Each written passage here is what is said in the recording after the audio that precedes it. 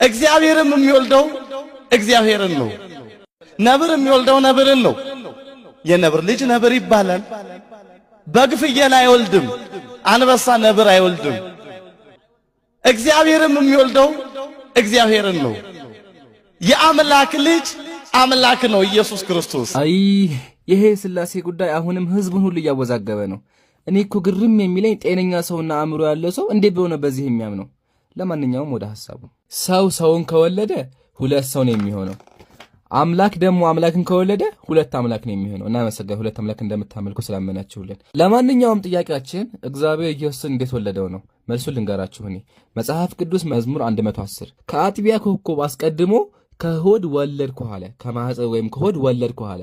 ጥያቄያችን እግዚአብሔር ማህፀን አለው? እግዚአብሔር ከማህፀኑ ኢየሱስን ወለደው። ምን አይነት አምላክ ነው? ማህፀን ሞት ከዛም ከማህፀን ደግሞ ከሆዱ ኢየሱስን የሚወልደው። አንደኛ ጥያቄያችን። ሁለተኛ ጥያቄያችን ይሄኛው አምላክ ይሄኛውን ከወለደው ይሄ ወላጅ ይሄ ተወላጅ ይባላል። ሶስተኛው አካል ይሄኛው አልወለደም አይደለ? ስለዚህ ያልወለደ አምላክ አለ ማለት ነው በክርስትና ክርስቲያን ወገን። ለማንኛውም ከአምላክ ቃል ላንብብላችሁ። ሱረቱል መርየም እንደዚህ ይላል፣ አራህማን ልጅን ያዘ ወለደ አሉ። ከባድና መጥፎ ነገር አመጣችሁ ፈጠራችሁ።